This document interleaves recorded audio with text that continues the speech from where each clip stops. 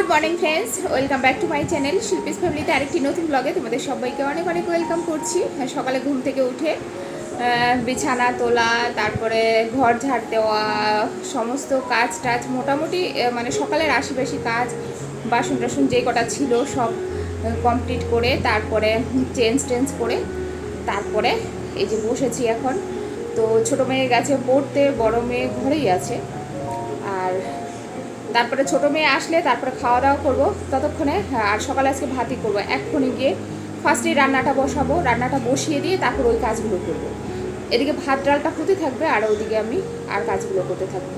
তো চলো, সকাল থেকেই ব্লগটা স্টার্ট করেছি, দেখতে থাকো, আশা করি তোমাদের ভালো লাগবে।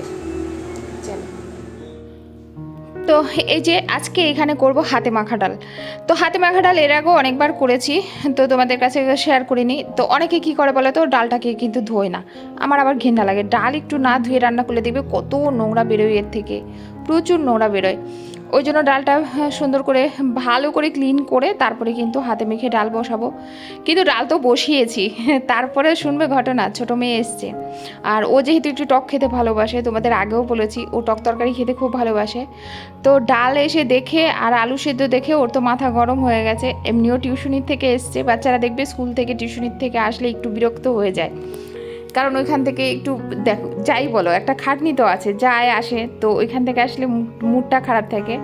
তো ওই দেখে তো এক তো মুখ কালো হয়ে গেছে সকালবেলা। তারপরে বলছে এই ডাল করেছো, আমি এই ডাল খাবো না।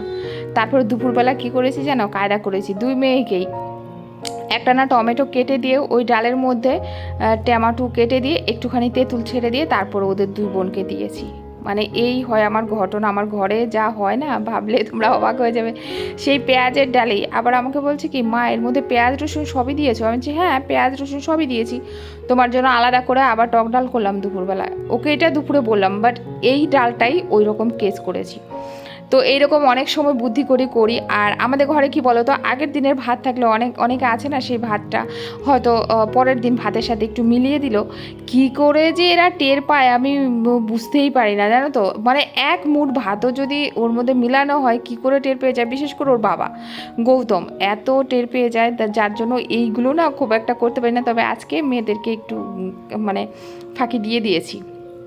এখানে দেখো বসিয়েছি কুলেখাড়া, তোমাদের বলছি না কিছুদিন থেকে ছোটো মেয়েকে প্রচুর কুলেখাড়া খাওয়াচ্ছি। আর এই যে ডালটা ফুটছে, তার মধ্যেই আলু সেদ্ধ দিয়ে দিয়েছি আলাদা করে। আর ডালের মধ্যে আলু সেদ্ধ দিলে না সেটা টেস্টটা আলাদা হয়, তোমরা খেয়ে দেখবে কখনো, ভাতের থেকে না ডালেতে আলু সেদ্ধ দিলে বেশি ভালো লাগে। আর এই যে এখানে এসছি, কারণ আবার মেশিনে দেবো কিছুটা, তো সেগুলো তো এখানে মেলতে হবে, যার জন্য এগুলো নিয়ে গিয়ে ভাঁজ করে গুছিয়ে রাখি। আপাতত অন্তত ভাঁজ করে রাখি, তারপরে ওয়ার্ড্রপে যার যার জায়গায় যেটা আলাদা আলাদা করে গুছিয়ে রাখা হবে। আপাতত এখান থেকে তো নিয়ে যাই, যার জন্য নিয়ে যাচ্ছি। আর এখানে গৌতমের প্যান্ট এতগুলো সবই প্রায় একটু একটু ভিজা, মানে এই জন্য এগুলো আর নেওয়া হলো না, এখানেই থাকবে। আর এই যে দেখো আমার মোটামুটি ভাত ডাল মানে কমপ্লিট করা, আলু সিদ্ধটা মেখে নিচ্ছি। আর আজকে একটুখানি কাঁচা লঙ্কা আর পেঁয়াজ ভেজে তারপর আলু সিদ্ধটা মেখেছি। আর একটা আলু দিয়েছি, এতে হয়ে যাবে সকালবেলাটা। তারপরে দুপুরে কি বলো তো, খুব আহামরি রান্না করার মতো কিছু নেই। একটুখানি মোরলা মাছ ছিল, ওইটা রেখে দিয়েছিলাম। ওই ছোটো মেয়ে যেহেতু একটুখানি এই পাতায় লাউ পাতায় পাতুরি খেতে ভালোবাসে, ওর জন্যই রাখা হয়েছিল। তো লাউ পাতাও আর পাইনি, আর ওইভাবে করাও হয়নি, তো ওই জন্য আর ছেড়ে দিলাম, থাক যা আছে আছে। আর কালকের ছিল একটা আলু সেদ্ধ, সেটা আমি ফ্রিজে রেখে দিয়েছিলাম। সরি, দেখছো আলু সেদ্ধ মাখছি, আলু সেদ্ধ বলে ফেলেছি। একটা গোটা আলু কালকের সেদ্ধ ছিল, সেটাকে গোটাই ফ্রিজে ভরে রেখেছি, এখনও পর্যন্ত বের করিনি। সেটা ভাবছি আজকে একটা তরকারিতে দিয়ে দেবো, তো দেখি কি তরকারিতে দেই। আর এই যে দেখো মেয়ে চলে এসছে, বড় মেয়েকে আগেই খাইয়ে দিয়েছি, এখন ছোটো মেয়েকে খাওয়াচ্ছি। তা মুখটা মাখছি যখন, আর দেখবে মুখটা খাওয়ার সময় কেমন ভ্যাচকাচ্ছে, আমাকে বারবার জিজ্ঞেস করছে আর কিছু নেই মা, আর কিছু নেই, মানে ঠিক পছন্দ হচ্ছে না। সকাল যাই বলো, ওদের স্কুল থাকলে পরে সকালে কিন্তু এই আলু সিদ্ধ ভাতই আমি খাইয়ে দিই, সুন্দর তৃপ্তি করে খেয়ে চলে যায়। বাট ওই যে ঘরে রয়েছে না, একটু চাইছিল যে মা একটু অন্যরকম কিছু করে খাওয়াবে। ওই দেখো না মুখ টুক মানে মুখে নেওয়ার খুব একটা ইচ্ছে নেই, বারবারই একই কোশ্চেন করছে, শুধু এই করেছো এই করেছো। আমি বললাম হ্যাঁ বাবা আজকে এই করেছি, আর কিছু করিনি। তো ওকে খাওয়াতে খাওয়াতে আমি একটু খেয়ে নিলাম এর ওই এক থালার মধ্যেই, কারণ বড় মেয়েকে তো অলরেডি খাইয়ে দিয়েছি এই জন্য। আর ওই দেখো জিজ্ঞেস করছে আমাকে আর কিছু কেন করনি, ওই দেখো নিতে চায় না মুখে, দেখেছো? কি বলবো বলো, কিছু বলার নেই। আর এই যে খাওয়া দাওয়ার পরে ভাবলাম যে মেয়েদের একটু কলা খেতে দিই। আর কুলেখাড়াটা দিয়েছি, কুলেখাড়াটা সেদ্ধ হোক, সেদ্ধ হলে পরে ফাঁকের থেকে কুলেখাড়ার রসটাও খাইয়ে দেবো। বড়টা খেতে গেলে খুব ঝামেলা করছে গো। ছোটোটাকে ওই যে বলছি বাবা তোমার কিন্তু শরীর খারাপ, খেতে হবে, তোমাকে ভালো হতে হবে বললে খেয়ে নিচ্ছে। বোনও খাবে, বোনও খাবে।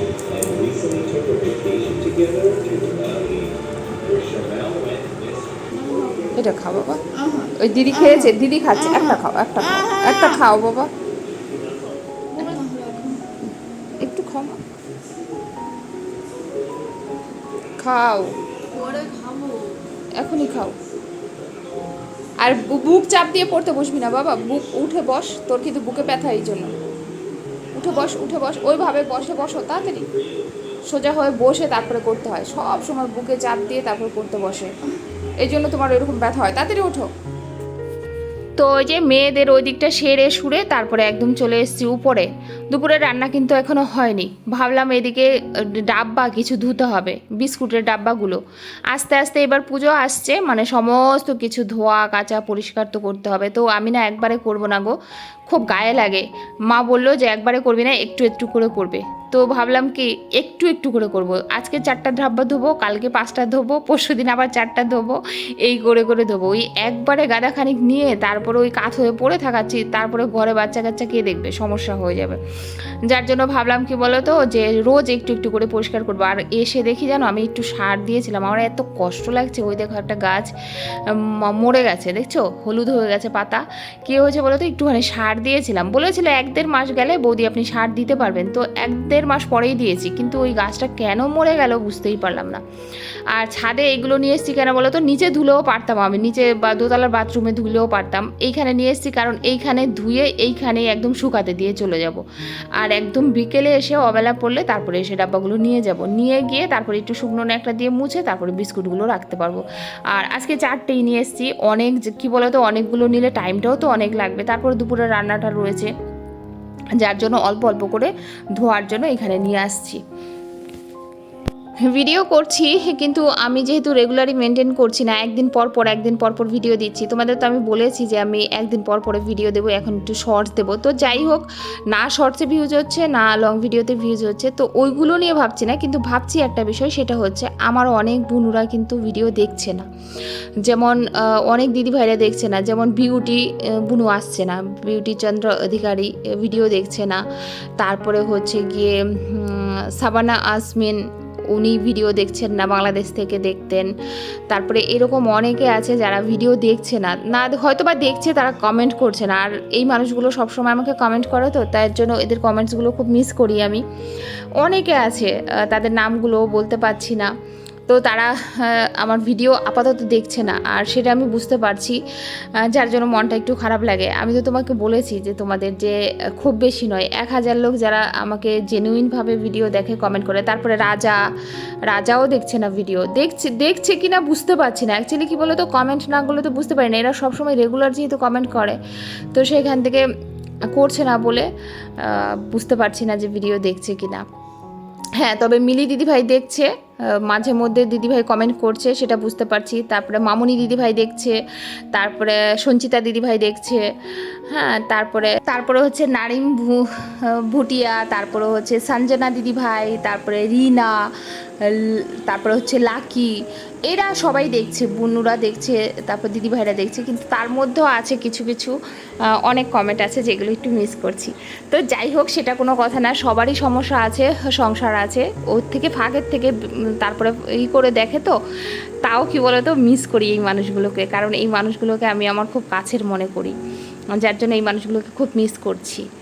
তারপরে অনেকে জামা কাপড়গুলো একেবারে কোনো রকম একটুখানি ভাঁজ করে রেখেছি, কারণ খুব একটা এনার্জি পাচ্ছি না এখন ভাঁজ করার, থাক এখন এইরকম, পরে ওয়ার্ড্রোবে যখন রাখবো তখন ভালো করে ভাঁজ করব। এখানে দেখো নিলাম একটু পেঁয়াজ, নিলাম কাঁচা লঙ্কা, নিলাম কয়েক কোয়া রসুন, আর এইখানে হচ্ছে গিয়ে পটলটা না যেহেতু পেকে গেছে, আমি পুরো ছাল ছাড়িয়ে নিয়েছি। অনেকে ছাল সমেত দেয়, আমার না একটু খসখস লাগে মুখে, যার জন্য আর করলাম না। এখানে কালো জিরা দিলাম, অনেকগুলো রসুনও কুচিয়ে দিলাম পেঁয়াজ দিলাম, অনেকগুলো কাঁচা লঙ্কা, ওইটাতে যা যা দিয়েছি এইখানেও কিন্তু তা দিচ্ছি। মিক্সিতে সেটা পেস্ট করে নেব, পেস্ট করে তারপরে একটু হলুদ আর একটু নুন দিয়ে তারপরে ওই তো ভর্তা। খুব ভালো লাগে খেতে। আর গরমের তো একেবারে এত ফেভারিট, ও যদি 4-5 দিন ধরে দিতে থাকো তাও খেতে পারবে, মানে এতটা পছন্দের। আর সত্যি বলতে রান্নারও বললাম না, ও সেরকম কিছু নেই আজকে। আর সকাল থেকে একটা বায়না আজকে একটু বাইরের খাবার খাবে, যার জন্য আর আমিও বেশি করলাম না। তো দেখো লাল লাল করে ভেজে নিয়েছি, এইভাবে ভেজে নিয়ে খেয়ে দেখো। আমি আবার না একটা টমেটোর অর্ধেকটা কেটেও দিয়েছি, একটু টকটক ছিল, ওফ দারুণ ছিল খেতে। তো যাই হোক, এটা রান্না করেছি। এইবার তোমাদের দেখাচ্ছি আরেকটা রান্না, সেটা হচ্ছে কি বলতো, সব কিছু কুচানো, তার মধ্যে মরলা মাছ আর হচ্ছে ওই যে ফ্রিজে ছিল সেদ্ধ আলুটা, সেটা এটাকে একেবারে মানে কালো জিরা তারপরে সমস্ত কিছু দিয়ে মেখে তারপরে সামান্য একটু জল দিয়ে ঢেকে জাস্ট রেখে দিয়েছি। এইটাও কিন্তু দুর্দান্ত হয়েছিল খেতে। তো এইটা আমি ফার্স্ট করেছি, এর আগে এইভাবে কোনো দিন করিনি, সিদ্ধ আলু দিয়ে মরলা মাছ দিয়ে এই ফার্স্ট করেছি। ওই যে বলে না, অনেক সময় নিজের থেকে আবিষ্কার করি অনেক রেসিপি, এত ভালো হয়ে যায় ভাবি কি এই রেসিপিটা কেন আগে কোনো দিন করলাম না। তো এই ছিল রান্না। সকালে দেখেছো হয়েছে ডাল, আর আবার ওই যে ডালে আরেকটা কায়দা করেছি, একটু টক ডালের মতো করে মেয়েদের আর্ধেকটাতে ওইটা করেছি। আর এই যে কুলেখাড়াটা ঠান্ডা হয়ে গেছে, সেকে এখন মেয়েদের দিয়ে দিই, ওরা খেয়ে নিক বসে বসে। আর এই যে দেখছো কুলেখাড়াটা, এটা দিয়ে না ভাবছি একটু পকোড়া ভাজবো খাওয়ার সময়। আর না হয় কি বলতো, শুকনো লঙ্কা ভেজে আমি একেবারে সেদ্ধ মানে সুন্দর মেখে কাঁচা তেল দিয়ে মেখে সুন্দর খেয়ে নেবো, ভালো লাগে। উপকারও আছে তার মধ্যে, খারাপও লাগে না, কিন্তু মেয়েরা খাবে না সেটা আমি জানি, ওই আমি আর কি খাবো। একটু পেঁয়াজ দিলেও ভালো লাগে, একটু শুকনো লঙ্কা, একটু পেঁয়াজ, একটু কাঁচা তেল দিয়ে সুন্দর করে চটকে মেখে তারপরে ওই যে সেদ্ধ খায় না যেভাবে, অনেকে কিন্তু শাক সেদ্ধও খায়, তবে আমি শাক সেদ্ধ কখনো খাইনি, লাউ পাতা সেদ্ধটা খেয়েছি। আমি দেখেছি ভিল ফুডে অনেক সময় ওরা শাক সেদ্ধ খায়, বেশ ভালোই বোধহয় লাগে, একদিন খেয়ে দেখতে হবে কেমন লাগে। তো যাই হোক, ওই তো রান্না কমপ্লিট। এবারে এই যে গ্যাস ট্যাসগুলো পরিষ্কার করব। আর আজকে সব কাজই কি বলো তো, জাস্ট ফুরনে মানে করতে হবে তাই করছি, ওই যে একেবারে ভেবে চিনতে যে একেবারে নিট অ্যান্ড ক্লিন একেবারে ওইভাবে করব। আর খুব একটা নোংরাও হয়নি গ্যাস, যেহেতু রান্নাও খুব অল্প ছিল আর ঝামেলার রান্না ছিল না, সিম্পলি রান্নাগুলো ছিল, যার জন্য না তেল টেল খুব একটা ছেটেনি। দেখবে মাছ রান্না করতে গেলে প্রচুর গ্যাস ট্যাস অপরিষ্কার হয়। আর যেহেতু মাছটা আগেরই কাটা ছিল, একটুখানি মাছ ছিল একেবারে না থাকার মতো, তো এই জন্য আর খুব একটা অপরিষ্কার হয়নি, তবু যেইটুকু হয়েছে পরিষ্কার করে নিলাম। আর আমি এই জানলাটা পেয়েছি কি বলে তো, কাস্টার্ড ফেলার একটা বেশ সুবিধা। আমার নিচে কিন্তু ডাস্টবিনটা কাজেই লাগছে না, আমার সমস্ত নোংরা আমি জানলা দিয়েই ফেলে দিতে পারছি, কারণ পিছনটায় কিন্তু বড় নালি, তোমাদের এর আগেও বলেছি, খুব একটা অসুবিধা হয় না। আর এই যে এখন স্নান করার আগে ভাবলাম বেসিনটা একটু পরিষ্কার করে নিই। এই তো সকালের মতো এই পর্যন্ত কাজ কমপ্লিট। আর খাওয়ার আগে মোটামুটি কোনো রকম কাজ নেই, স্নান করতে পারলেই মেশিনে জামা কাপড় দিয়ে দেবো, সেটা সে রাত্রেও নাড়তে পারি কালকেও নাড়তে পারি, সমস্যা নেই। মানে যেহেতু একদম ড্রাই ওয়াশ হয়ে বেরিয়ে আসে, সমস্যা নেই, থাকলেও একদিন যদি পড়েও থাকে না মেশিনে, গন্ধ হয় না কিন্তু, জানো তো আমি দেখেছি। স্নান টান সমস্ত কিছু কমপ্লিট, আমারও একেবারে রান্না বাড়া সব। আর রান্না তো বেশি কিছু করিনি, দেখতেই পেরেছো যেটুকু রান্না করেছি অল্প কিছুর মধ্যেই ছেড়ে দিয়েছি। রাত্রেবেলা আবার বায়না বাইরের কিছু খাবে, তো দেখা যাক, এই জন্য বেশি কিছু করিনি। সত্যি কথা বলতে খুব বেশি করলে খাওয়া হবে না, আর এইটুকু সব করেছি, তোমরা ভাববে এইটুকু তরকারি কি করে খাও।